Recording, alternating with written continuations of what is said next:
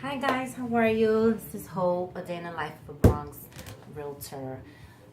Today I want to talk about short sales and foreclosures. I'm sorry, I know I've been MIA for like 2 weeks. I've been MIA on you guys. So I'm back and I'm sorry, it won't happen again.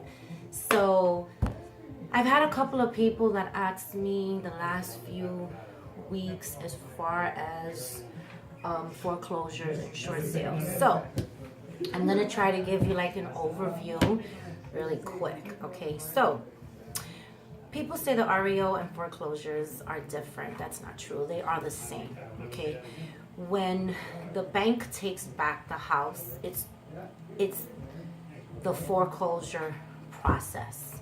The whole process starts from when they start taking it back. Okay, they try to sell it and so forth, and then it doesn't sell, so they auction it. Now, if nobody purchases it when they auction it, then they actually buy the property itself. So now it's real estate owned, okay, which is REO. But at the end of the day, it's the same thing. Now, REOs is sold as is. Okay, sometimes it's boarded up, sometimes they have tenants, sometimes you have to just drive by and make an offer. You can't see the inside. Okay, sometimes when you're able to see the inside and it's empty, the property is winterized, all the utilities are shut off. Now, I've had experience where some of the banks turned on the utilities for us, some didn't. Again, I don't know how it is in other states. I'm just talking about my experience here in the Bronx, okay?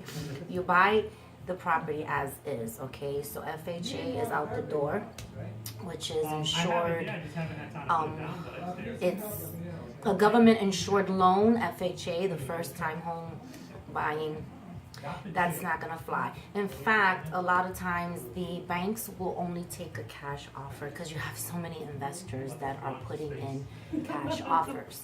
Okay, I'm not saying that it's impossible, but there's so many investors here in the city. Now, you go outside of the city, you might be able to have a better chance. Again, I'm not saying that it's not possible, but it's very hard. I worked with someone for like a year that was putting down 25%, and we kept getting beat by cash investors or cash buyers. Okay, if the roof is caved in, you have to buy the house how it is. If you're fortunate enough to be able to go in with your inspector, your contractor, that's fine. Now, it has to make sense, guys. If the area home sales that are similar, detached, semi-detached, or attached, whatever, the square feet within like 15%, let's just say it's 600, and they're selling the house for 400, and you know you need to put 100,000 in there, 500, you're starting with 100,000 equity, which means you're starting with 100,000 worth in your property. So is it worth it? Yes, it's worth it. Now, if the house is 500 and needs 100, the comps are like 550. Is it worth it? No, because you're putting in more and getting a loan or paying cash, and it doesn't make sense. You're going over the value, so it's not a smart move. Okay. Now, the banks want to close like in 30 days. Okay, they want to close quick. I'm not saying that they won't take a loan, but again, if you're up against cash offers, they're not going to accept your loan. Even if they're not going to accept your offer. Even if your offer is higher, they will go with cash just to make sure that they don't have to deal with the bank requirements and this and this and that or whatever, because it's as is, and they know cash is just going to go smooth like that. Okay.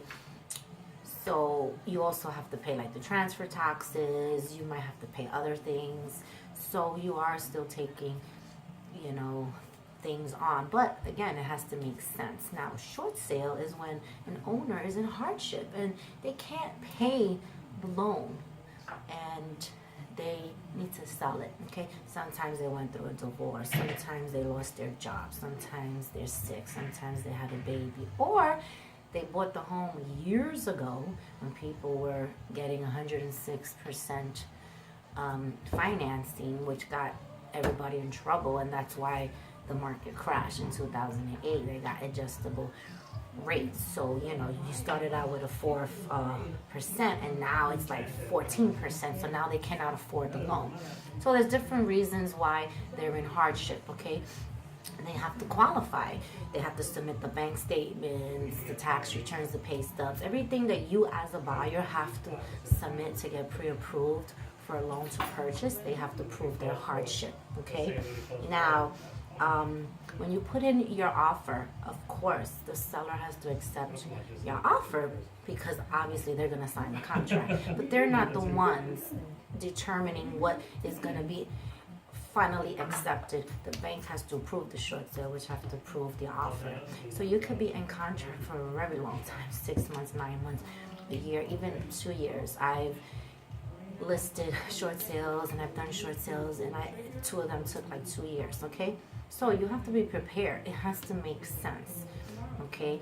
Most of the time they'll take 20% under the market value, but you really don't know. Nowadays they are very savvy, the banks, and they know that it is that it is a seller's market.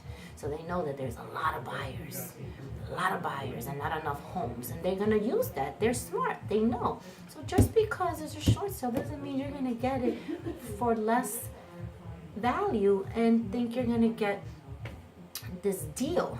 You can, but you really never know. So you got to be prepared to be in contract for a very long time. Also, if there's liens, if there's violations, guess who eats it up? You, the buyer. I'm not saying that the bank doesn't pay it. Sometimes the bank pays the realtor fees and will pay, you know, the water bill, the taxes, and so forth. But there's times that they'll turn around and say, I'm not paying this violation, I'm not paying this lien. So you have to have a great realtor, buyer's agent that is going to look up that home in the buildings department, okay? Go there, see what violations and liens, prepare your buyer. It's always to be prepared for the worst, okay? So then when things come out better, you're like sitting on top of the world, like, yeah, I expected that, so I'm good, okay? You have to prepare. Look, there's 10,000 worth of liens and violations. You have to not only pay your closing costs plus the liens and the violations, and the buyer will say, yes, I will. Now, they may pay the violations, they may pay the judgments, but you have to prepare your buyer that no, they're buying the house as is, okay? Most of the time the homes are in pretty good condition. I've done the FHA with short sales, but again, you have to be prepared that if something is required by the appraiser, the seller's not going to do it. They're in hardship, okay? So like I said, every deal, every house is different, and if you have a good buyer's agent realtor, okay, she or he will know the things that are going to come up from the appraisal and will prepare, okay? Maybe it's not a good idea for you to purchase that house because there's too many things, and the seller's not going to put a dime, and you don't want to. So every home is different, and it has to make sense, okay, guys? It has to make sense. The bank will do a BPO, a broker price opinion, which is like an appraisal. I've actually done BPOs for 2 years. So if it comes in at 500, they're going to want 500. You might be in contract for 450. You go back and forth. So it's a process. It takes a long time. Okay. Sometimes it's quick, 4 or 5 months, but it's not common. Okay. That they have a lot of files. They have a lot of homes. It goes from one department to another department. You send them documents. They want it. They want more. Okay. You can get a loan as long as you submit the pre-approval, or you can buy cash. Sometimes nothing comes up in the buildings department, and when they run the title, you have judgments. And sometimes it's the previous owner's judgments. And guess what? The owner is nowhere to be found. They fell off the face of the earth. So guess who eats it up? The buyer. Okay? So, because again, the seller has no money and he's in hardship. Now, I did close on a deal where the seller did come out of pocket a little, but it's not the norm and it's not common. Okay? So, again, REO, short sale. It has to make sense in your pockets, long term, okay, goals, and your buyer's agent will guide you on the positives and negatives in purchasing, and each home is different. Okay, guys, so I hope that you pretty much understand the short sales and the REOs. Oh, and once the short sale is approved, then you start the process of the buyer getting the actual loan. So, excuse me, I left that part out.